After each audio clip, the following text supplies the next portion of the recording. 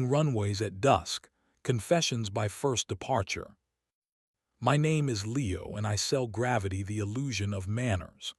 I'm the night supervisor at Crescent Jet, the sleek private terminal at the edge of a city that likes to whisper its sins into turbine fans. On paper, I dispatch fuel trucks, file flight plans, arrange crew cars, and coax weather into sounding like an inconvenience rather than a verdict. In practice, I translate appetite. Owners want wheels up and consequences later. Charter brokers want magic that invoices clean. Pilots want coffee they don't have to apologize to. I carry a ramp badge that opens doors and arguments, a headset that tells fewer lies than most men, and a grease pencil I use to write the names of storms on the whiteboard like talismans. I live with Adrian. He tunes pianos for a living and patience for me. He comes home smelling faintly of felt and lemon oil, hums fourths into his tea while the kettle answers in steam, and kisses like a metronome that has only ever kept time for our mouths. We keep a rule on an index card under a magnet shaped like a tiny propeller. Say it by first departure. Our earliest wheels up most mornings is 06:10. We learned the hard way that midnight honesty turns into theater and afternoons get distracted by applause. Dawn is blunt. It prefers verbs. The Thursday the runway lights behaved and I didn't. The tower was short-staffed and the jet stream was vindictive. A sleek gray Gulfstream we call the Ghost dropped from FL 410 and wanted a quick turn.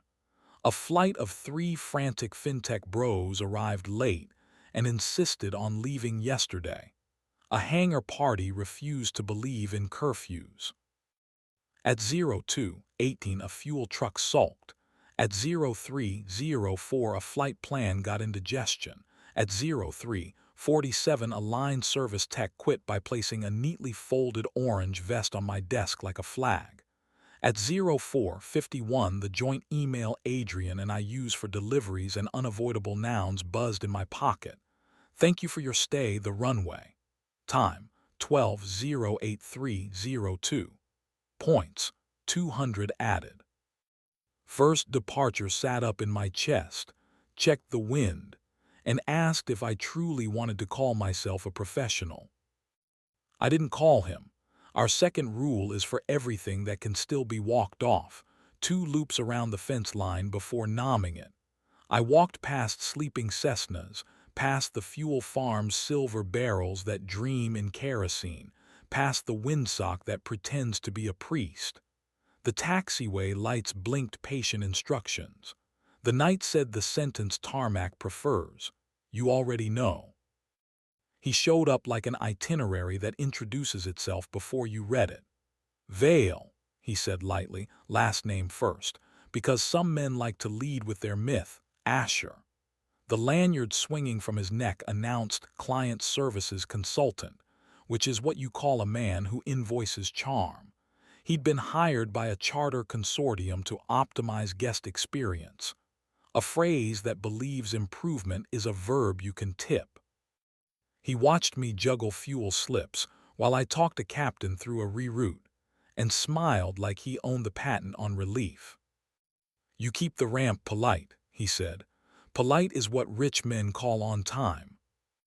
I keep metal from arguing with weather, I said, initialing a release with the confidence of a man who will confess later. He leaned on my counter the way good suits lean, with tailoring. When you clear a jet to taxi, do you feel it anywhere? He asked, as if masochism were a metric. In my teeth, I said, and a little in my knees. Asher laughed like he'd just gotten away with something small but promising.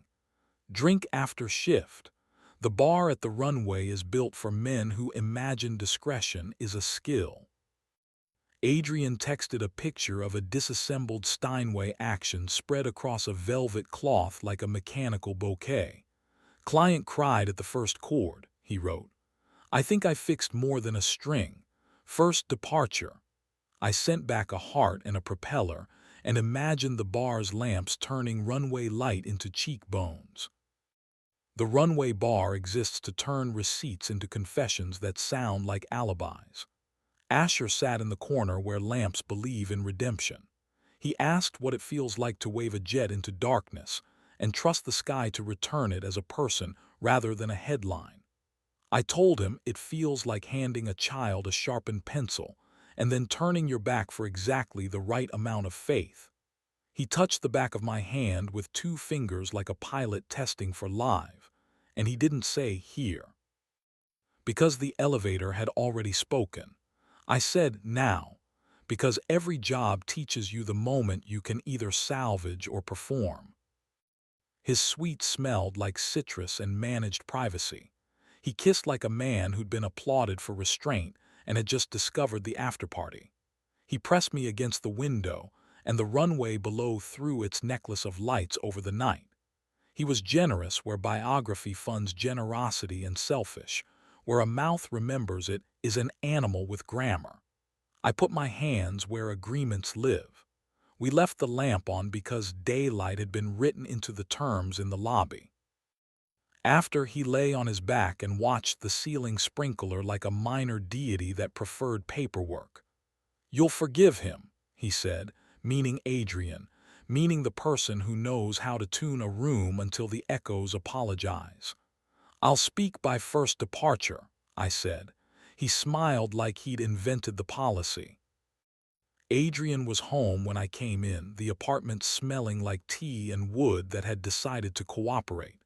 He had a line of graphite on one knuckle like a signature. At 06:08 we stood under the propeller magnet and I said nouns. Hotel, elevator, mouth, hands, yes. I didn't hire adjectives to do PR. "Do you love him?" he asked, and he didn't make it a trial. "I loved the hour where nobody asked me for a miracle," I said. He nodded once, took the marker from the magnet and wrote under our rule in Tuner's print. "No rooms we can't name at this table. If anything breaks, we break it together before sunset." He underlined together twice, then put his hand at my throat with the gentleness of a man who has never used force for anything but steadiness. He waited. I said yes. We left the lamp on because daylight had already been invited and deserved manners. Asher did not behave like an incident that learned from itself. He returned to the terminal with a consultant's humility and a paparazzo's knack for being in the frame. He passed out business cards that felt like velvet without believing in fabric. He sent me a photo of the ramp at dawn with the caption "Proof," as if light needed an affidavit. He learned the names of 2 of my line crew and used them in ways that made me want to change the dictionary. The city's gossip vertical posted a grainy elevator still from the runway. My shoulder, his mouth, a caption that tried to make a pun with wheels up. Adrian didn't forward it. He printed it, taped it inside the cabinet where we keep spices, and took it down at first departure to make room for a grocery list. This is how he archives. Nothing heavy where a daily hand reaches. Props have favorite genres.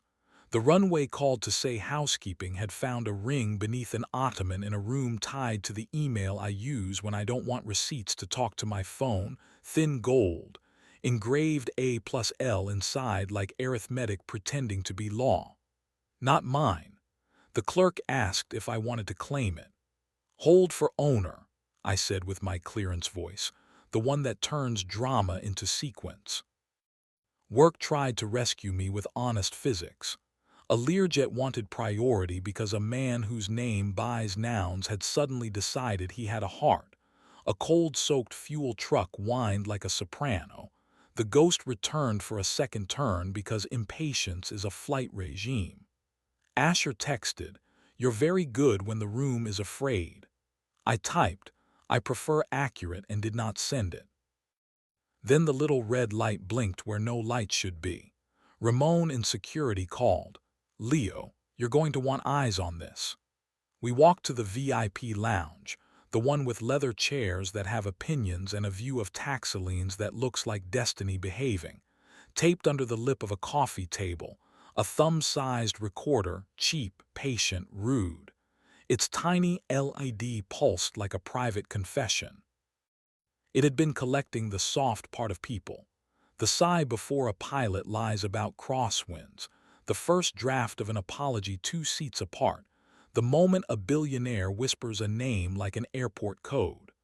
The sticker on its battery belonged to a guest engagement firm the consortium had hired to inform service improvements. Asher had name-dropped their founder the way some men say grace. I peeled the thing off with a plastic scraper and dropped it into a zip bag like a piece of grammar that didn't belong in this sentence.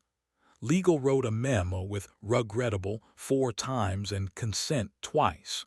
We printed decals in a sensible font and stuck them by every lounge door. Recording without consent prohibited. External devices by authorization only. My line crew rolled their eyes. My pilots asked if the couches were wired. A broker tried to laugh like a comped cappuccino would make ethics weightless. I told Adrian by first departure. He poured tea and stood until standing meant choose. Are we being interesting, he asked, or are we being us? He says it like a pitch pipe. Us, I said, letting the syllable land on the tonic. Asher attempted a finale from a script he must have workshopped. He waited for me at the sliding glass doors where our world breathes tarmac. He held up the ring between 2 fingers so the engraving flashed like a dare. Say my name, he said softly. He meant Asher and also the larger thing men mean when they ask to be named. Give me jurisdiction in your mouth. Asher, I said, because facts deserve pronunciation. Then I added, exit. His smile learned something about gravity that day. He pocketed the ring like a receipt and called me precise. I told him I prefer accurate.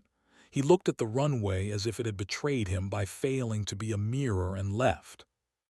If you came for erotics notarized, here is the inventory I'm willing to write down. There was a wall and a yes, and hands where we said hands would be, a mouth that believed in the moment more than the man. The lamp stayed on because daylight had become part of the contract. We didn't ask it for an opinion. It was heat without metaphor and the brief mercy of a head that put down its radios. If you came for intrigue plated with garnish, a ring with arithmetic on the inside, a recorder with ambitions taped under a table meant for coffee and not theft, an elevator camera that thinks it's in features, a consultant who confuses narrative with architecture. If you came for redemption, runways don't sell it. We sell clearance. The recorder turned into a policy and then a routine. The firm was dismissed with a paragraph that said values as if the word respected itself.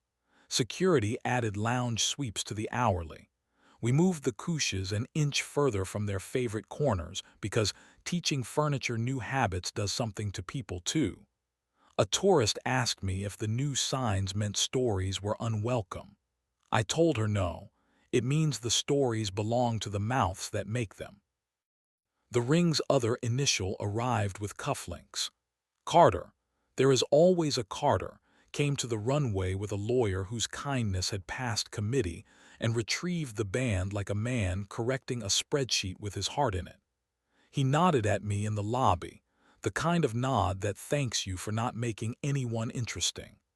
I nodded back with the expression ramp people use when the wind stops lying. Adrian and I practiced boring until we remembered it's a craft. He put his hand at my throat one night in the kitchen with the kind of pressure that is a question and a promise and asked here. I said now, because consent keeps better time than lust.